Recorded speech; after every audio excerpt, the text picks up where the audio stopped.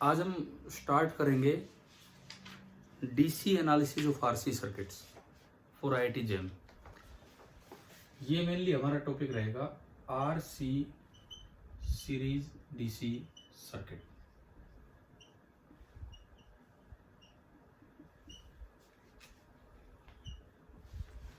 RC series DC circuit.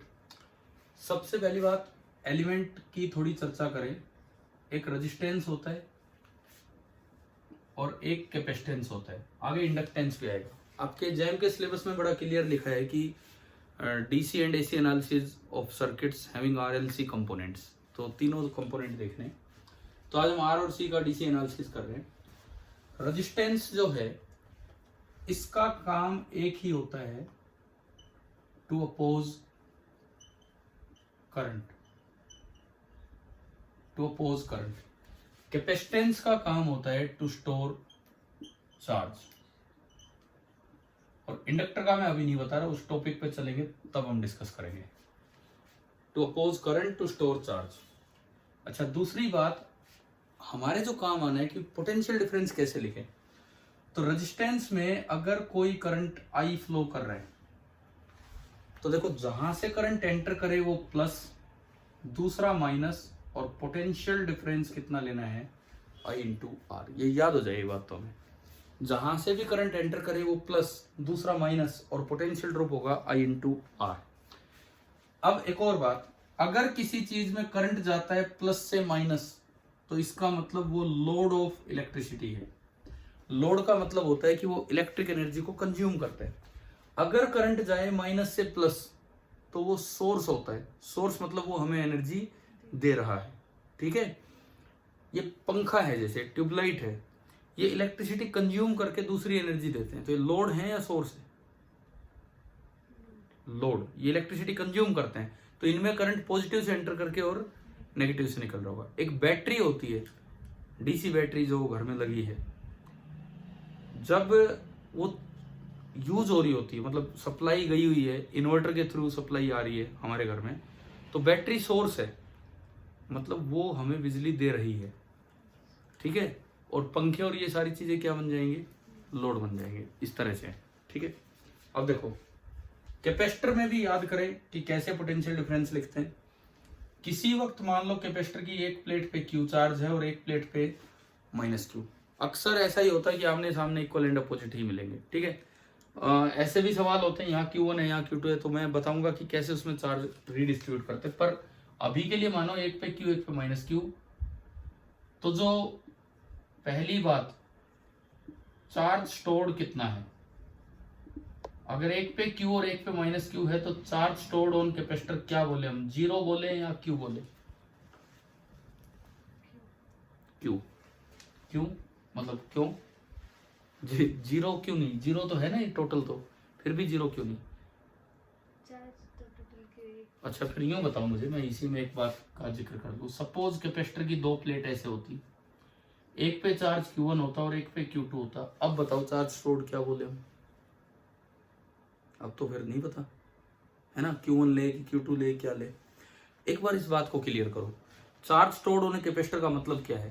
आप नहीं, देखो बहुत से बच्चों को नहीं पता होता चार्ज स्टोर्ड होने कैपेसिटर का मतलब क्या है। कैपेसिटर की दो प्लेट्स हैं, इनके बीच में एक डाइलेक्ट्रिक मीडियम है, एयर है, कुछ भी है, या कोई और डाइलेक्ट्रिक डाल रखा है। डाइलेक्ट्रिक एक नॉन कंडक्टर होता है, उसमें से चार्ज फ्लो नहीं कर सकता। तो charge stored on the capacitor का मतलब है कि इस डाइलेक्ट्रिक ने कितने चार्ज को आने से रोका हुआ है। अगर मैं डाइलेक्ट्रिक की जगह कंडक्टिंग वायर से ज्वाइन कर दूं तो कितना चार्ज फ्लो कर जाएगा, वो अभी इस कैपेसिटर पे क्या है, चार्ज स्टोर्ड। सपोज एक प्लेट पे 10 कूलाम है, सपोज एक प्लेट पे 6 कूलाम है। अब कोई पूछे चार्ज स्टोर्ड कितना है, मुझे पता नहीं, मैंने कनेक्ट करके देखा, पता लगा कि 2 कूलाम ट्रेवल कर गया। तो इसका मतलब कनेक्ट करने से पहले जो चार्ज स्टोर्ड था वो कितना था, 2 कूलाम। समझ गए हो? इसमें क्या होता है, अगर एक प्लेट पे Q है और एक प्लेट पे माइनस Q है, जब आप उनको टच करते हो वायर से तो पूरा चार्ज इसका उस पर चला जाता है और दोनों पे जीरो हो जाता है, यानी कि कितना चार्ज फिलहाल स्टोर्ड है, Q। समझ गए? अगर ऐसे आ जाए तो चार्ज स्टोर्ड कैसे देखना होता है, सुनिए। मान लो अंदर चार्ज कितना है, x, तो यहां कितना बचा Q1 माइनस x। इस प्लेट के अंदर, मेटल के अंदर इलेक्ट्रिक फील्ड कितना होता है? 0। मेटल के अंदर इलेक्ट्रिक फील्ड 0 तभी होगा जब जितना चार्ज इस साइड है उतना ही दूर दूर तक उधर। इससे इधर कितना चार्ज है? Q1 minus x. और इससे उधर कितना चार्ज है? एक तो x है और एक कितना है? Q2। यहां से 2x आ गया कितना? Q1 minus Q2। और यहां से x कितना आ गया? Q1 minus Q2 upon 2। अब मैं इसका बंटवारा करता हूं, अब मैं रीडिस्ट्रीब्यूशन कर दूं इसका पूरे का ना। तो देखो अंदर आया x और x है Q1 माइनस Q2 बाई 2। पूरे पे Q1 है तो बाहर बचा Q1 माइनस x। मैंने Q1 में से x घटाया, तो Q1 में से जैसे ही x घटाया तो कितना आया? Q1 में से ये घटाओगे तो बाहर आएगा Q1 प्लस Q2 बाई 2। आप घटा के देख सकते हैं, है ना? जैसे आप घटाएंगे ये आना है बाहर, ठीक है। अब कंडक्टर की एक प्रॉपर्टी होती है कि आमने सामने इक्वल एंड अपोजिट चार्ज आता है बाई इंडक्शन। तो अगर यहाँ Q1 माइनस Q2 बाई 2 आया तो यहाँ पे चार्ज आएगा minus of Q1 minus Q2 by 2, ठीक है। अब Q2 में से ये घटा लो, Q2 में से ये घटाओगे तो माइनस माइनस क्या हो जाएगा? प्लस। एलसीएम जब भी आप लोगे तो बाहर आएगा Q1 प्लस Q2 बाई 2। या ये डिस्ट्रीब्यूशन कैसे किया समझ आया? अब अगर कोई पूछे इस पे चार्ज स्टोर्ड कितना है, तो देखो जब मैं इसको कनेक्ट करूंगा ना तो ऐसा पाया गया है कि अंदर अंदर वाला चार्ज ट्रेवल करके इसको न्यूट्रलाइज कर देता है, बाहर वाला बचा रह जाता है। तो जोड़ने पे कितना चार्ज चल के गया? Q1 minus Q2 by 2। तो इस समय अगर इस पे बोला जाए चार्ज स्टोर्ड कितना है, चार्ज स्टोर्ड जो चल के गया कितना है? Q1 minus Q2 by 2। यानी कि यहाँ पे जो चार्ज ऑन कैपेसिटर बोला जाएगा that will be equal to Q1 minus Q2 upon 2। अब आप खुद चेक करो, अगर ये इससे भी आएगा, अगर Q1 Q हो और Q2 माइनस Q हो तो चार्ज स्टोर्ड कितना आ रहा है? Q1 की जगह Q, Q2 की जगह माइनस Q डिवाइड बाई 2। तो अभी भी चार्ज स्टोर्ड कितना है? देखो तुक्का नहीं है कि भाई वैसे मान लिया है ना, मुझे लगता है शायद ये चीज आज ही क्लियर हुई होगी क्या है। तो ये तुक्का नहीं है कि भाई एक पे Q एक पे माइनस Q तो बोल दो चलो Q, ऐसे तो बोलने को तो जीरो भी बोल सकते हैं। चार्ज स्टोर्ड ऑन कैपेसिटर का मतलब क्लियर हो गया। Charge stored on the capacitor का मतलब है कि उस बीच वाले डाइलेक्ट्रिक ने कितना चार्ज रोका हुआ है एक प्लेट से दूसरे प्लेट तक ट्रेवल करने में। देखना कैसे होता है चार्ज स्टोर्ड, आप एक बार एज्यूम कर लो मैथमेटिकली कि मैंने उसको, मतलब अपनी इमेजिनेशन में, कि मैंने उसको एक कंडक्टिंग वायर से जोड़ा तो कितना चार्ज फ्लो करके जाएगा वो है, और कितना फ्लो करके जाता है पहले रीडिस्ट्रीब्यूट कर लो, फिर अंदर जो चार्ज आएगा वही जाएगा, ठीक है। फॉर एग्जाम्पल एक अगर मैं इसी पे एक क्वेश्चन ही लूं सीधा सा चार्ज स्टोर्ड पे ही, सपोज यूं आ जाए कि यहाँ 10 कूलम है और यहाँ -2 कूलम है, और अब आपसे पूछे कि charge stored on the capacitor बताओ तो कितना होगा बताओ।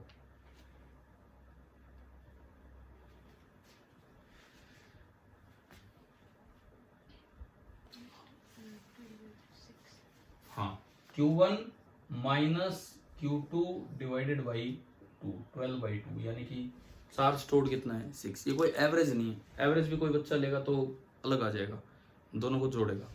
तो पहली बात तो ये क्लियर हुआ चार्ज स्टोर्ड का मतलब, ठीक है। अब देखो आगे, नॉर्मली जब कैपेसिटर आएगा तो यही वाला केस मिलेगा, एक पे Q और एक पे -Q। अब देखिए इसमें पोटेंशियल ड्रॉप कैसे लिखते हैं। जिस प्लेट पे पॉजिटिव चार्ज है, ज्यादा चार्ज है उधर से, या पॉजिटिव चार्ज है जो हाई पोटेंशियल पे हो प्लस, हम वो केस ले रहे हैं जब एक पे Q है और एक पे -Q। प्लस वाले को हाई पोटेंशियल, माइनस वाले को लो पोटेंशियल, और बीच में बाई डेफिनेशन वोल्टेज ही होती है। अच्छा बाई डेफिनेशन क्यों आ रही है? देखो R की डेफिनेशन होती है V बाई I, ये डेफिनेशन है R की। तो यहां से V कितना निकल के आया? I इंटू R, वही लिख दिया हमने। C की डेफिनेशन होती है Q बाई V, तो यहां से V कितना निकल के आ रहा है? Q by C। तो सबसे पहली बात तो हमें ये चीजें समझ आई कि भाई किस तरह से आपको ये वोल्टेज ड्रॉप और ये सब देखना होता है ना। ठीक है, चलिए आगे बढ़ते हैं।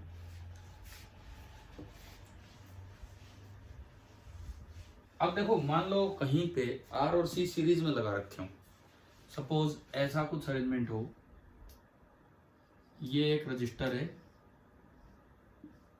ये एक कैपेसिटर है, ये पॉइंट है ए और ये पॉइंट है बी, और हमें दिया गया कि ये 2 ओम का रजिस्टर है, 10 माइक्रोफेराड का कैपेसिटर है, 2 ओम का रजिस्टर है, 10 माइक्रोफेराड का कैपेसिटर है। किसी वक्त करंट आ रहा है 3 एम्पियर का, और इसमें ना ऐसा कुछ दिया गया है कि इस समय ये प्लेट पॉजिटिव पे है, ये वाली प्लेट नेगेटिव पे है, इस प्लेट पे चार्ज 20 माइक्रो कूलम और इस वाली प्लेट पे चार्ज -20 माइक्रो कूलम। एक सवाल की तरह मैं लिख रहा हूं कि फाइंड VA माइनस V, कीजिए आप इसको ना, एक बार करवाता हूँ।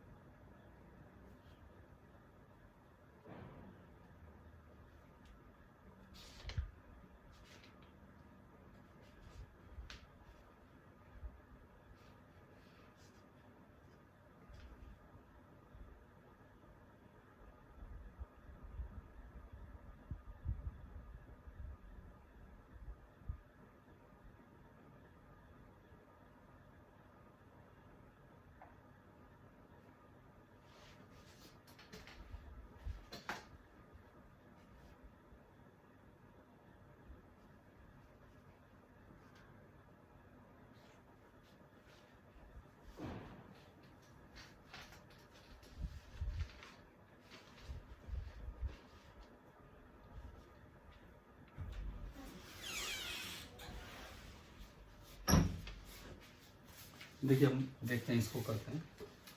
सबसे पहले ना प्लस माइनस लिख लिया करो।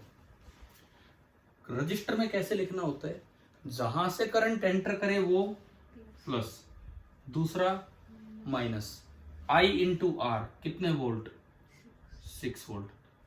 कैपेसिटर में जिस प्लेट पे पॉजिटिव चार्ज है वो प्लस, दूसरा माइनस। और Q by C, Q 20 micro by C 10 micro, micro से माइक्रो कैंसिल, 20/2 कितना आ गया, 2 वोल्ट। इतना लिखा गया।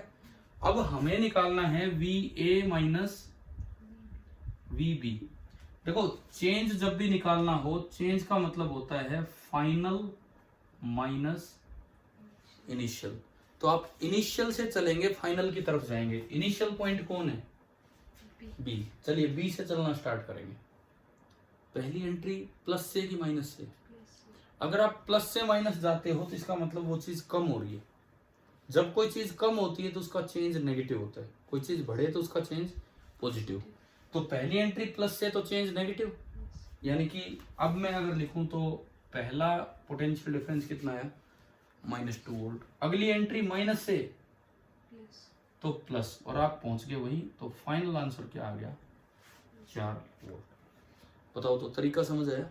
ये प्रॉपर मेथड है कि भाई विद साइन आपको कैसे जाना है पोटेंशियल डिफरेंस देखना है। इसको ऐसे नहीं कर सकते सर, जैसे आपने बताया था कि मतलब इस तरफ पॉजिटिव, हाँ। Q1 Q2, अगर मतलब ऐसे करें तो इस पे चार्ज हो गया -2, चार्ज स्टोर्ड -2 नहीं 20 होगा, सॉरी ये 20 होगा। वोल्टेज, हाँ, ये 2 वोल्ट होगी। नहीं 2 नहीं, वैसे अगर वो कैसे, जैसे वो नहीं था Q1 - Q2/2। लो उससे दिखाता हूँ। सपोज ये Q1 है बड़े वाला, ये कितना है पॉजिटिव वाला, Q2 को बड़ा ही मानना है, बड़ा नहीं, पॉजिटिव वाला मान लिया हमने। दोनों पॉजिटिव हो तो किसी को मान सकते हैं, ठीक है ना। ठीक है। तो मैं तो इसमें थोड़ा साइन दिखाना चाह रहा था कि प्लस माइनस किधर से किधर जाना होता है। समझ आ गया ना ये तो, कि भाई इस तरह से हमें पोटेंशियल डिफरेंस देखने होते हैं। अब हम चलेंगे आरसी सर्किट की तरफ।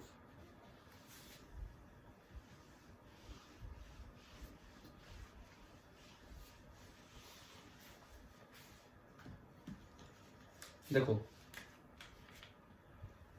सपोज ये कोई रजिस्टर है और ये कोई कैपेसिटर है, और अभी कैपेसिटर इनिशियली अनचार्ज है। तो सबसे पहले हम पढ़ रहे हैं, अभी तो कैपेसिटर अनचार्ज है और अब हम पढ़ रहे हैं charging of capacitor, charging of capacitor. उसके बाद चलेंगे डिस्चार्जिंग ऑफ कैपेसिटर पे। डीसी सप्लाई वाला केस हम स्टडी कर रहे हैं, अभी एसी वाला नहीं। तो चार्जिंग करने के लिए आपने क्या किया, एक बैटरी ली और साथ में एक स्विच ले लिया जिसको हम कनेक्ट करेंगे। बैटरी का ईएमएफ मैं मान रहा हूं ई, बैटरी का ईएमएफ इलेक्ट्रोमोटिव फोर्स कितने वोल्ट की बैटरी है वो ई। थोड़ी देर के लिए मैं एज्यूम कर रहा हूं कि internal resistance of the battery कितनी है, 0। अगर कुछ होना तो वो इसके साथ सीरीज में जुड़ जाएगी, अगर कुछ भी होगा तो वो इसके साथ जुड़ के लिखी जाएगी, मतलब आइडियल बैटरी हम बना देंगे। ठीक है, ये है। अब मान लो कि मैंने इसको कनेक्ट किया एट t इक्वल टू 0, तो धीरे धीरे इस पे चार्ज आके जमा होगा, धीरे धीरे इस पे चार्ज आएगा। अब हमें वो देखना है कि हम निकालना चाह रहे हैं कि कितने समय पे कितना चार्ज आ चुका होगा। मैं निकालना चाह रहा हूं Q as a function of time. शुरू में कोई चार्ज नहीं है t बराबर 0 पे, तो मैं Q as a function of time निकालना चाहता हूँ। ठीक है, उसके लिए हम क्या करेंगे, सुने, ये तो इनिशियल डायग्राम है। एट टाइम t, जब कनेक्ट किए हुए t टाइम हो चुका है, उस समय मैं अगर देखूं, सपोज इसमें कोई भी करंट आ चुका है I, और मैं कहता हूं इस वक्त कैपेसिटर पे चार्ज भी आ रहा है, तो एक पे Q और एक पे माइनस Q, और ये नीचे आपकी बैटरी है जिसका कि ईएमएफ है E। ये आपने बना दिया, नीचे बैटरी बनाई जिसका ईएमएफ आपका E है यहाँ पे। ठीक है, अब देखो इस पे Q और इस पे माइनस Q क्यों माना, शुरू में चार्ज 0 था, तो अगर इधर से कोई करंट आई आ रहा है तो मतलब इस पे चार्ज जमा होता जा रहा है, वही करंट आई आगे निकल रहा है, तो न्यूट्रल चीज में से करंट निकल रहा है, मतलब चार्ज निकल रहा है, तो कैसा चार्ज आएगा, माइनस Q। अगर 0 में से Q निकला तो कैसा आ गया, माइनस Q। ठीक है ना, ये है। अब मैं इनके पास पोटेंशियल डिफरेंस लिखूं कि भाई क्या बनेगा, पोटेंशियल डिफरेंस किसी टाइम t पे। रजिस्टर में हमने पढ़ा जहां से एंट्री होती है प्लस, दूसरा माइनस, और बीच में क्या, I इंटू आर। कैपेसिटर में ये प्लस, ये माइनस, और बीच में Q बाई सी। और बैटरी तो जितने वोल्ट की है प्लस माइनस और E। हो गया। अब मैं इसमें KVL लगाऊंगा। सपोज मैं यूं घूम रहा हूं, किरचॉफ वोल्टेज लॉ, मैंने at time t Kirchhoff voltage law लगाया। किरचॉफ वोल्टेज लॉ वही तरीका जो अभी सीखा था, प्लस से एंट्री लो तो माइनस के साथ, माइनस से एंट्री लो तो प्लस के साथ, और पूरा बंद लूप हो तो सारा वोल्टेज 0 कर देना है। ठीक है ना, चलो यहां से शुरुआत की, पहली एंट्री माइनस से तो प्लस का Q बाई सी, अगली एंट्री माइनस से प्लस का IR, अगली एंट्री प्लस से E, और वापस वही पहुंच गए तो कोई पोटेंशियल डिफरेंस नहीं है, तो इक्वल टू 0 हो जाएगा। ठीक है, अब ना इसको थोड़ा सिंप्लीफाई करना है। देखो ये I करंट आ रहा है, t टाइम पे करंट I है और चार्ज स्टोर्ड कितना है, Q। इसका मतलब है अगले dt टाइम में dq हो रहेगा, तो इस I और Q में जो रिलेशन बनेगा, मैं लिख सकता हूं I को क्या, dq बाई dt। कैसे लिखा वो समझ आ गया कि एट टाइम t चार्ज है Q, at time t plus dt charge होगा Q प्लस dq, तो I हो गया dq बाई dt। मैंने इसमें यूज किया Q by C plus D Q by D T into R minus E is equal to 0। एक simple first order differential equation बनेगी Q में। इसको करते हैं थोड़ा अरेंज। तो इन ई को और इनको उधर भेज दो, तो D Q by D T और into R E minus Q by C. ये आया, यहां से आया D Q by D T बराबर 1/r, सी भी मैंने एलसीएम ले लिया, और ऊपर आया ई सी माइनस क्यू। ठीक है, डी टी को मैं इधर भेज रहा हूँ, क्यू की टर्म एक साइड कर रहा हूँ, डी टी की इधर। मैं इसको लिख सकता हूँ 1/q minus E C into D Q minus 1/RC into D T. अब चेक करो क्या इक्वेशन सही है क्या।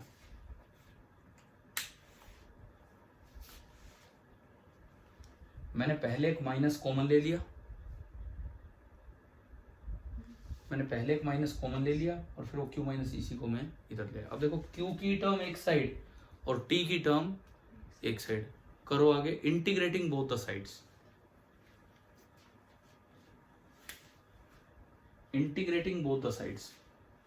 मैं इसके अंदर लिखता हूं, इसको इंटीग्रेट करें तो ये लो, मैं यही लगा देता हूं इंटीग्रेशन साइन, ये लगा दिया। इधर 1/RC तो कांस्टेंट है, ये लगा, लिमिट लगाते हैं। t बराबर 0 पे कैपेसिटर अनचार्ज था, तो q की वैल्यू कितनी 0, और किसी t टाइम पे जो q है वो हमने कितना बोला है, q बोल दिया। तो चलिए इसको इंटीग्रेट करते हैं। 1/q का क्या होता है, ln q है ना, तो इसका बनेगा ln of q minus E C. और भी कुछ आएगा तो बताओ। नहीं, प्लस ही नहीं, लिमिट है अभी हमारे पास। मैं कह रहा हूँ और कोई मल्टीप्लाई डिवाइड में कुछ आना है, नहीं आना, क्योंकि q का कोएफिशिएंट कितना है 1। लिमिट है 0 से लेके q बराबर माइनस 1/RC और इंटीग्रल डी टी t, और लिमिट है 0 से लेके t। जब आप इसमें लिमिट पुट करोगे तो log a minus log b बनेगा, तो मैं उसको log a अपॉन b लिख सकता हूँ। तो मैं इसको सीधा लिखता हूँ, ये बनेगा log of to the base E. q की जगह एक बार तो q रखा, और एक बार q की जगह क्या रखा आपने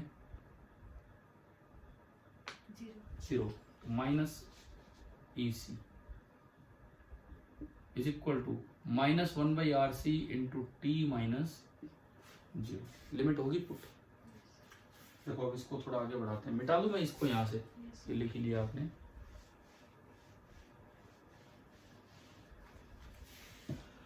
इसको अगर मैं सिंप्लीफाई करूं तो log to the base e,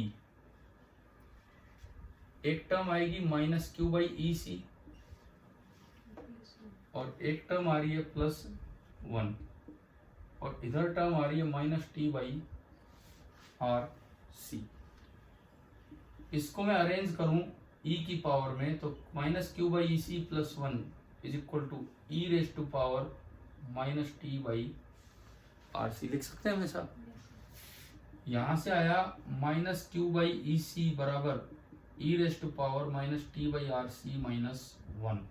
इस माइनस को उधर ले जाओ तो क्यू बाई ई सी बराबर 1 minus E raise to power minus T by R C, और यहां से q निकल के आ गया E C into 1 minus E raise to power minus T by R सी।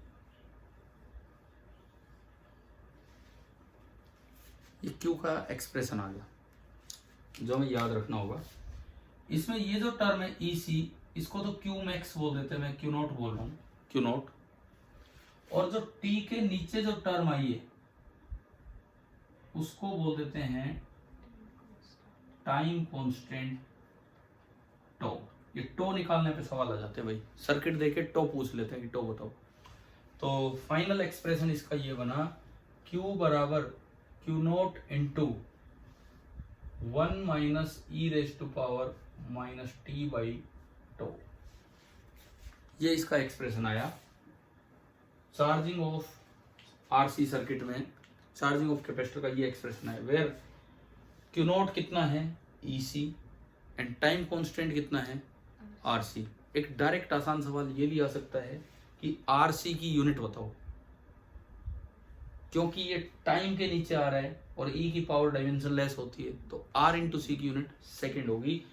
वैसे नाम भी ऐसा ही है, ठीक है। अब वो आपको सर्किट नहीं देंगे, वैसे पूछ लेंगे आर सी की यूनिट बताओ, तो वो सेकेंड है, ये हमें याद रखना है, ठीक है। अब थोड़ा इस एक्सप्रेशन का एनालिसिस करते हैं, तब मैं आगे बढ़ूंगा फिर।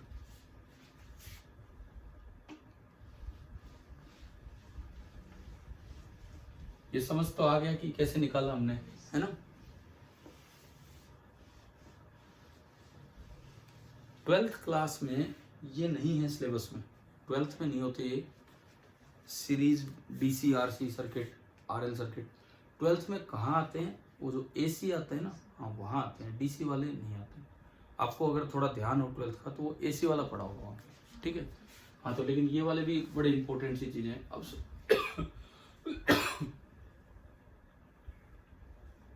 अगर मैं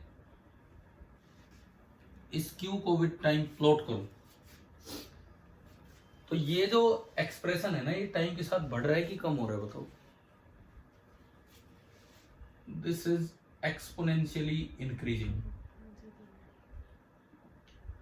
दिस इज एक्सपोनेंशियली इंक्रीजिंग। ये ऐसा एक्सप्रेशन होता है। देखो t बराबर 0 रखो, e की पावर 0 1 और 1 माइनस 1 0। t बराबर 0 पे जो चार्ज है वो 0 है। अब आप एक तो आपने इसमें रखा एट t इक्वल टू 0,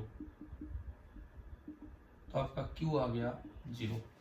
एक आप इसमें रखते हो बहुत देर के बाद, t tends to infinity, t infinity है तो e की पावर माइनस इंफिनिटी 0, और q लास्ट से लास्ट कितना आ जाएगा, q नॉट, जो कि कितना था e इंटू सी। तो यहाँ कहीं ई सी वैल्यू होगी, लेकिन ये तब होगी जब q टेंड्स टू ना t टेंड्स टू इंफिनिटी। ये इसका ग्राफ है। दूसरी बात,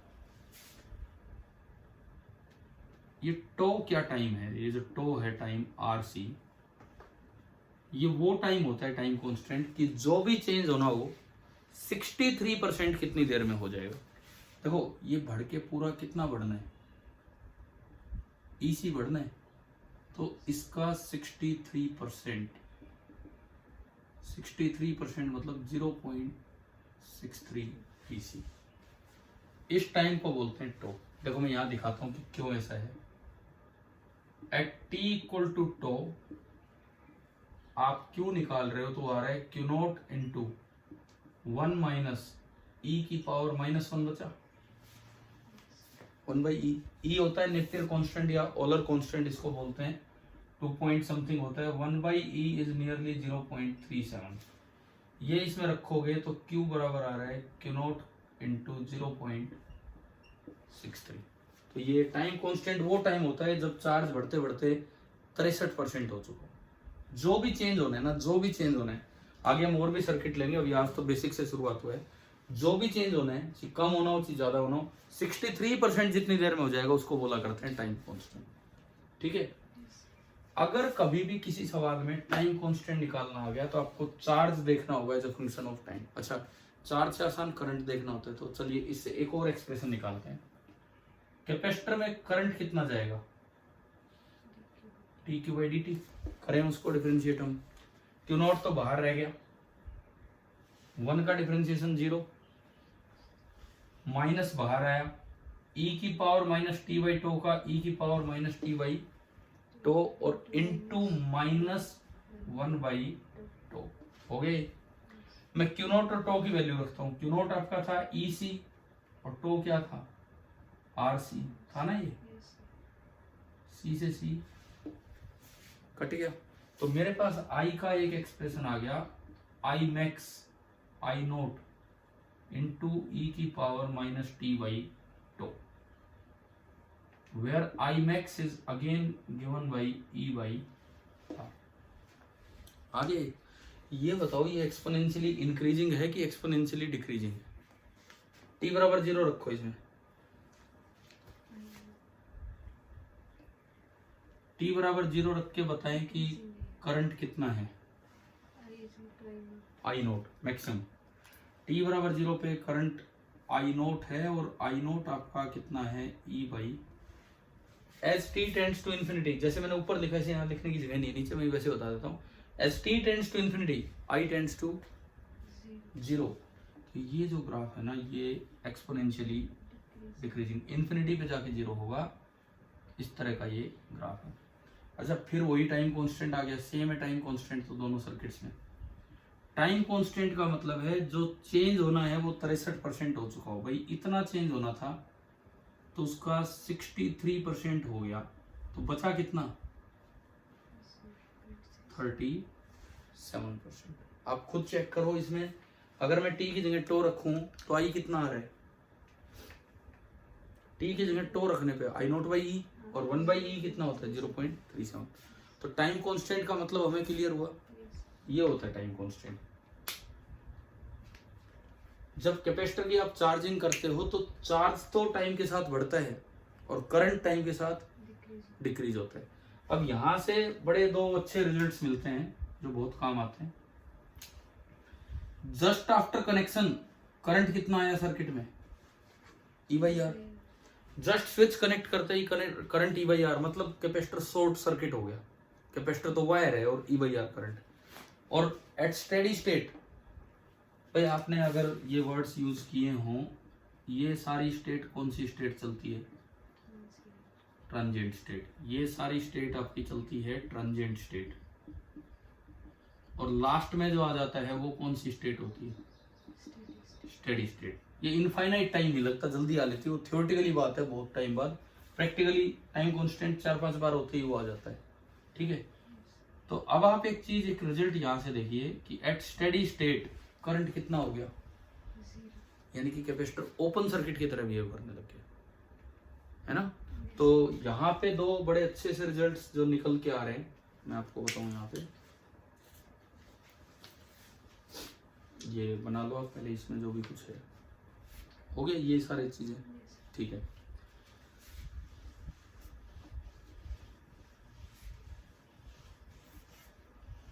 वो बोर्ड पलट लिया मैंने, आपको ध्यान हो, स्पेशल थ्योरी ऑफ रिलेटिविटी पढ़ते थे और उस पे चलता ही नहीं था, बिटता ही नहीं था। इस पे क्या है, थोड़ा आसानी से चल रहे हैं और ये शोर शराबा भी नहीं और चौक भी नहीं बिगड़ता है।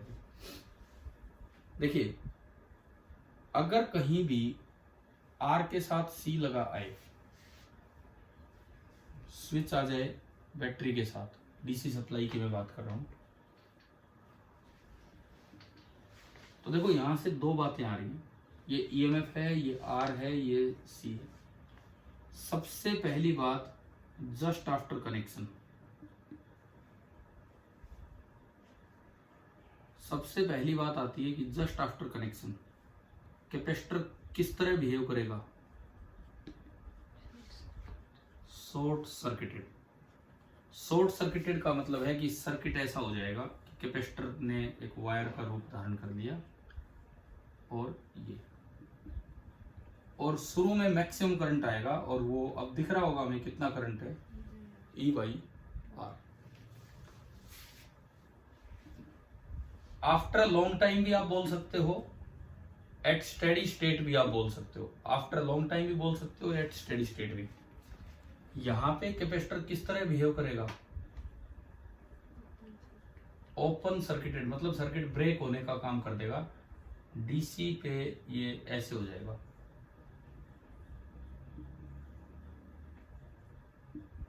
और ऐसे हो गया तो करंट कितना हो गया? फाइनली 0। ट्रांजिएंट स्टेट से हटके ये दो रिजल्ट आए। ट्रांजिएंट स्टेट बीच की स्टेट थी जिसकी इक्वेशंस भी आई, ट्रांजिएंट स्टेट से हटके ये दो रिजल्ट आ गए, ठीक है। इसको देखो, इन दो रिजल्ट्स को क्वेश्चंस में कैसे यूज करना होता है उस पर हम चलते हैं।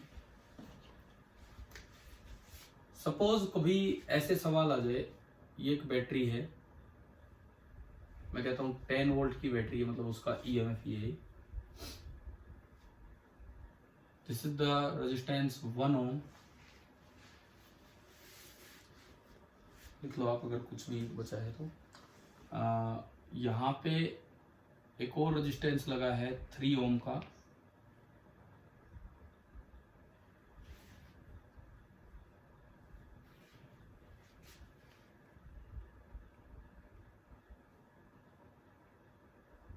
ये एक स्विच है की के,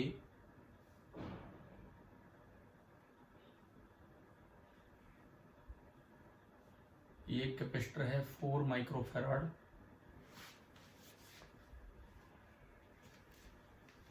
और ये 6 ओम का रजिस्टर। ये है बैटरी में से किसी भी वक्त जो करंट चलेगा दैट इज आई। अब ये सवाल आ जाए कि current through the battery is, अब सुनो ऑप्शन किस तरह से आ सकते हैं। जस्ट आफ्टर कनेक्शन इतना होगा और स्टेडी स्टेट पे इतना होगा, या उन्हीं दोनों वैल्यूज के बीच में बोले करंट ऑसिलेट करेगा, कभी इतना कभी इतना, या केवल एक ही वैल्यू दे दे कि करंट पहले वाला रहेगा, या केवल एक ही वैल्यू दे दे कि करंट बाद वाला रहेगा, है ना। तो हम तो जानते हैं कि वो इनिशियली अलग होगा और फाइनली अलग होगा। आप इसमें डायग्राम बना के इस सवाल लिख लो, find the current flowing through the battery, find the current flowing through the battery just first part just after connecting K, first part होगा just after connecting K and second part होगा after long time।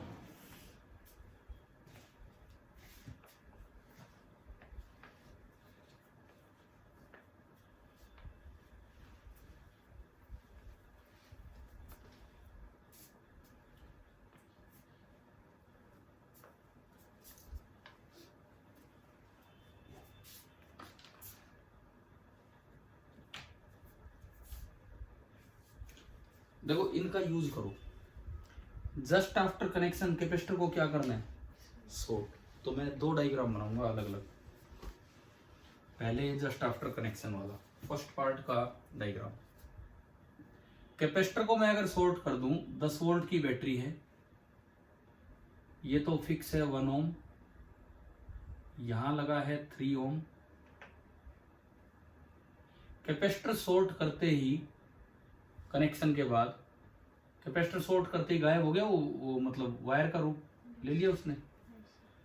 अब बताओ ये 6 और 3 किस में है, parallel में कि सीरीज में?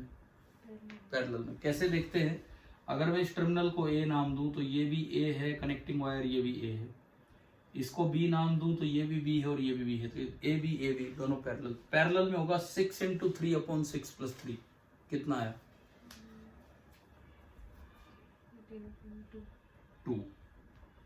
2 ओम। अब ये 1 ओम और इन दोनों का आ गया 2 ओम। 2 और 1 अब किस में हो गए, सीरीज में। तो अब जो बैटरी में से करंट चलेगा V/R, तो 10/3 यानी कि 3.33 एम्पियर। फर्स्ट पार्ट कैसे किया समझ आ गया है ना। अब हम चलते हैं सेकंड पार्ट पे। एट स्टेडी स्टेट आप कैपेसिटर को ओपन कर दो तो वो ब्रांच ही गायब हो जाएगी, उधर करंट जाना ही नहीं है। करो आप इसको सोल्व। दूसरी साइड अब करंट जाना ही नहीं।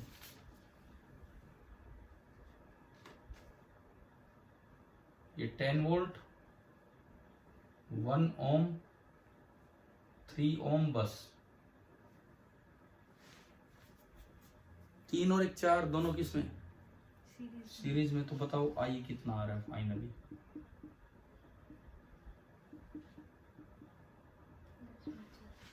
कितना आ रहा है 2.5। यानी कि करंट इनिशियली था 3.3, कम होके कितना हो गया 2.5। अगर इसका ग्राफ बनाया जाए वही होगा एक्सपोनेंशियली डिक्रीजिंग। शुरू में स्टार्टिंग तो 3.3 से होगी, लेकिन वो 0 पे नहीं आएगा। कहां तक आएगा,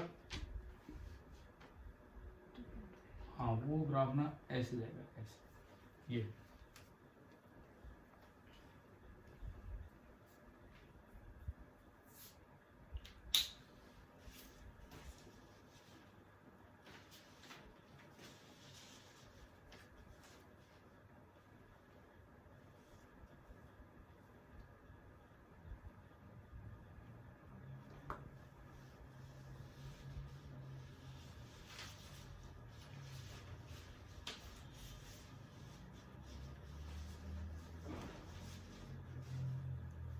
ठीक है यहां तक।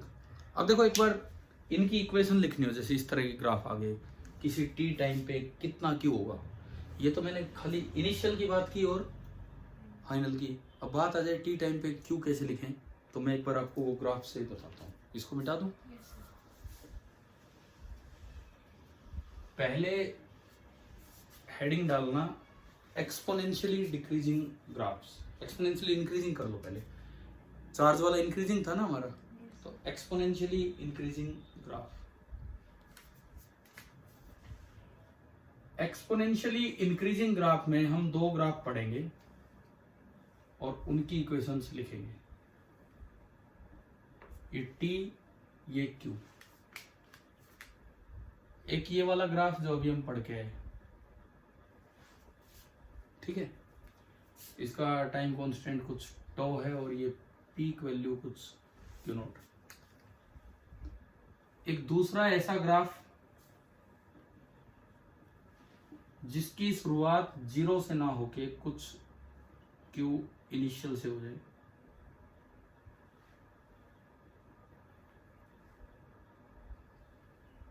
एक्सपोनेंशियली इंक्रीजिंग है, टाइम कांस्टेंट टो। दो ग्राफ बनाओ, इसकी इक्वेशन लिखो, इसकी मैं बताता हूं।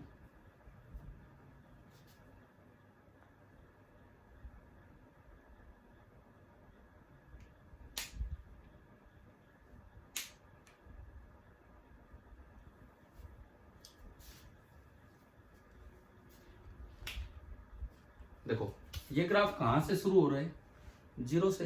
एक बार इसको देखिए, 0 से शुरू हो रहा है। Yes sir. मुझे किसी भी टाइम टी पे क्यों लिखना है, किसी भी टाइम टी पे क्यों लिखना है, तरीका सुनो। आपने याद किया अभी थोड़ी देर पहले, क्यू बराबर Q naught into 1 minus E raise to power minus T by two. Actually ये क्यू नहीं, क्यू से लास्ट पॉइंट का डिफरेंस है।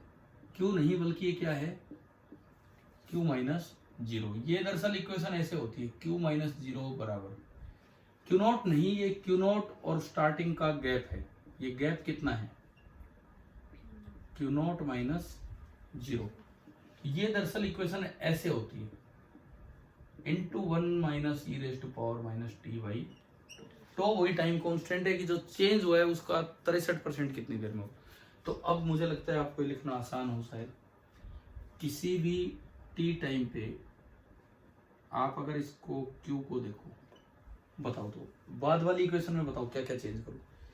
क्यू माइनस 0 की जगह क्या आएगा, क्यू माइनस क्यू इनिशियल बराबर क्यू नॉट की जगह क्या आएगा,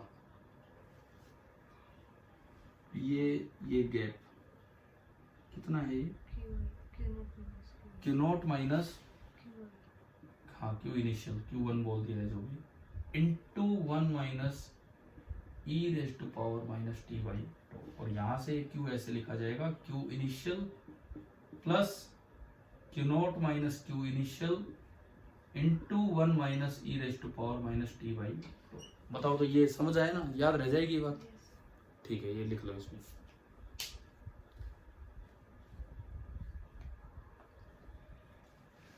चलिए अब करंट वाले एक्सपोनेंशियली इंक्रीजिंग नहीं होते, वो कैसे होते हैं, डिक्रीजिंग।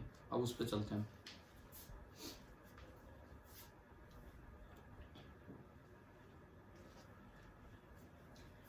अब आप हेडिंग डाल देना एक्सपोनेंशियली डिक्रीजिंग ग्राफ्स।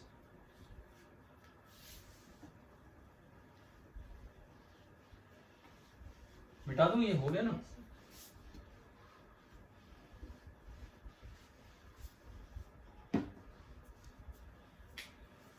अब इसमें देखो, एक तो वो ग्राफ जो आई डिक्रीज होके स्टार्ट तो हुआ आई नोट से, डिक्रीज होके पूरा पूरा कहां तक चला गया, 0 तक। और एक वो वाला ग्राफ जैसे अभी एक सवाल किया था, स्टार्ट तो 3.3 से हो रहा था लेकिन खत्म कितने पे हो गया, हाँ तो बीच में ही कहीं खत्म हो रहा है। ये टाइम कांस्टेंट टो है। इसकी इक्वेशन हमने पढ़ी, I at time T. At time T कोई भी आई बनेगा तो आई बराबर होगा I naught into E raise to power minus T by two. ये कहाँ तक आके खत्म हो रहा है, 0 तक। तो इसको ढंग से देखें तो ये आई नहीं बल्कि आई माइनस 0 है, ये गैप है। आई नोट नहीं बल्कि आई नोट माइनस 0 है, और आगे वही है E raise to power minus T by 2। तो दूसरा आप लिखो अपने आप।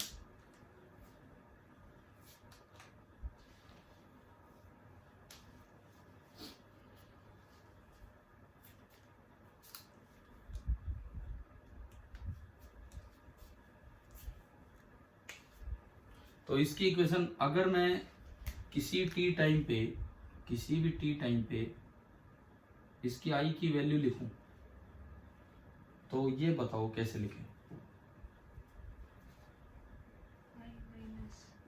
आई माइनस आई फाइनल जो भी होना है is equal to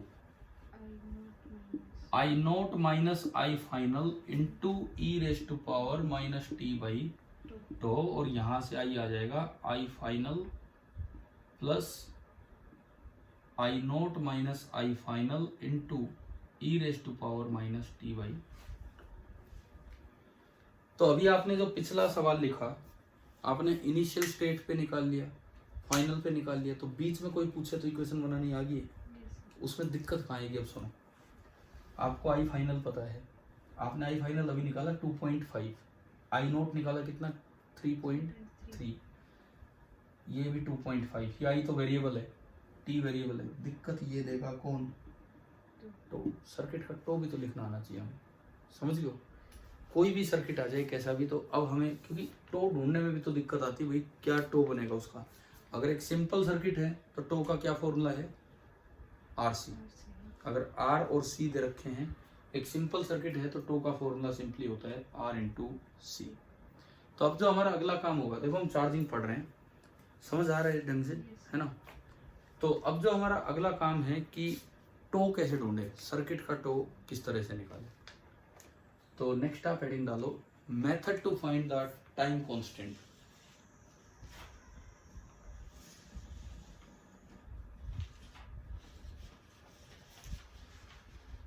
method to find the time constant of a circuit.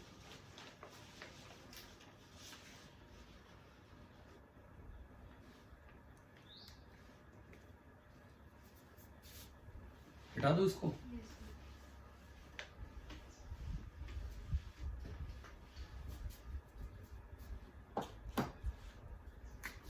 एक सवाल ले लेते हैं और उसी से हम समझेंगे कि भाई टाइम कांस्टेंट कैसे निकलेगा। इस बार मैं बैटरी ऐसी लूंगा जिसमें इंटरनल रेजिस्टेंस भी हो। सपोज थोड़ा बड़ा सर्किट लेते हैं, ये आर, ये भी आर,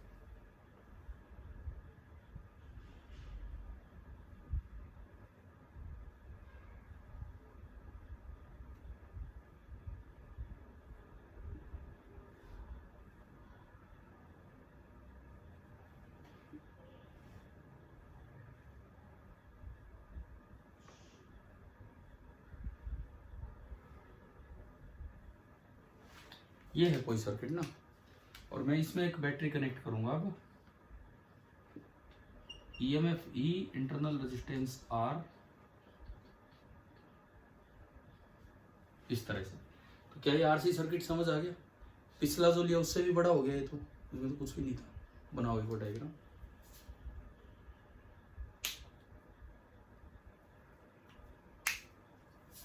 सवाल लिखना कि find the time constant of the circuit.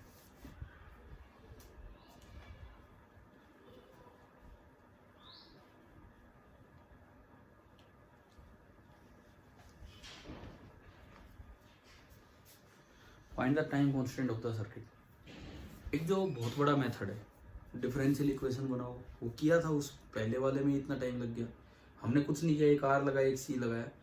आप डिफरेंशियल इक्वेशन बनाओ क्यू में, क्यू को सोल्व करके लाओ as a function of time, फिर उसको देखो क्यू बराबर Q naught into 1 minus T का मल्टीपल क्या है, उसको टी बाई टो से कंपेयर करो, तब टो आएगा। समझ गए। वो तो हर सर्किट में हो सकता है, लेकिन डिफरेंशियल इक्वेशन बना के सोल्व करना बड़ा हो जाता है।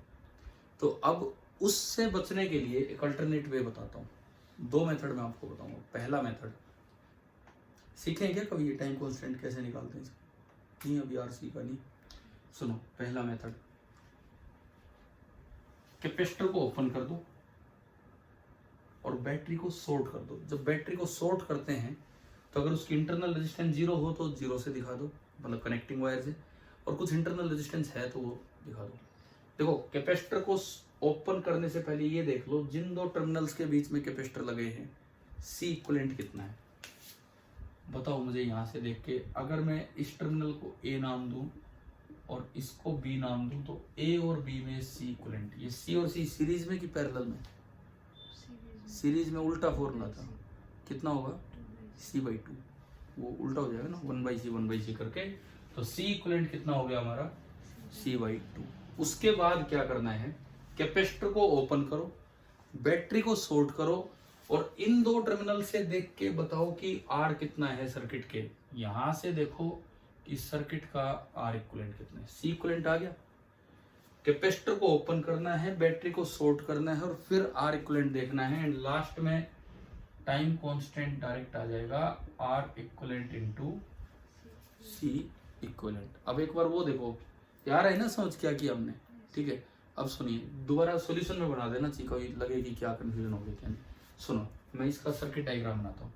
आपने कैपेसिटर को ओपन किया, मतलब ए और बी के बीच में R इक्विवेलेंट निकालना है। अब मैं अगर इसका डायग्राम ठीक करूं, ये R है, ये भी R है, ये एक R है, ये एक R है, एक R ये है, एक R यहाँ पे है। मुझे यहाँ इक्विवेलेंट निकालना है। बैटरी वाली वायर का क्या करें बताओ? स्ट्रेट वायर बनाओ या कोई रेजिस्टेंस? R, क्योंकि इसका इंटरनल रेजिस्टेंस दिया है, तो ये रेजिस्टेंस कितना हो जाएगा आपका? R हो जाएगा। अब मुझे ए बी के क्रॉस R इक्विवेलेंट निकालना है।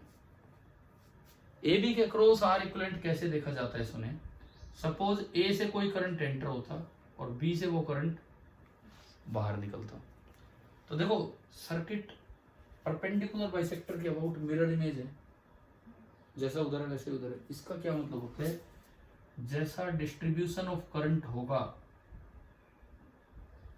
वैसा ही कलेक्शन ऑफ करंट होगा।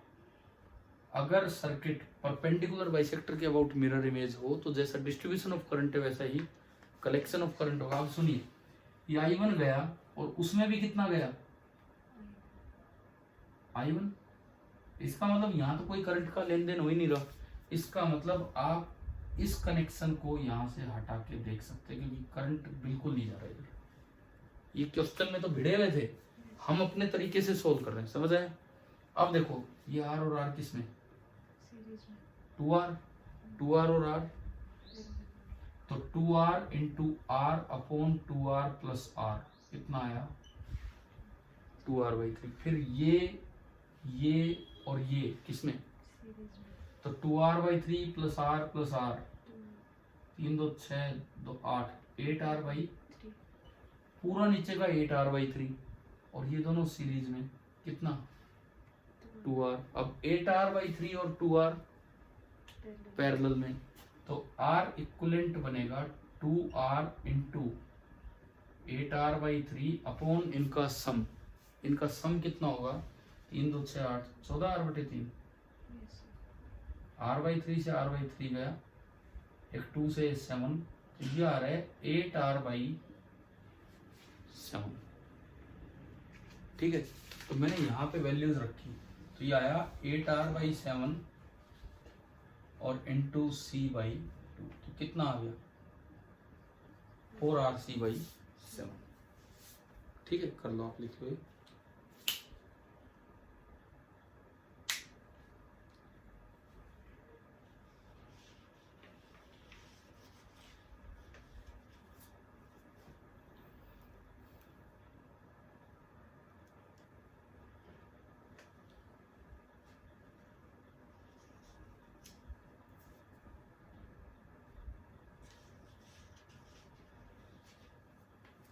क्या ये एक मेथड, ये शॉर्ट मेथड है, इसमें जाके टाइम कांस्टेंट निकालने का। एक और भी मेथड होता है, मतलब डिफरेंशियल इक्वेशन से हटके, वो हम कल बता दूंगा। उसमें कई सवालों में ये आसान हो जाता है, कईयों में वो आसान हो जाता है। ठीक है, आप कर लीजिए नोट।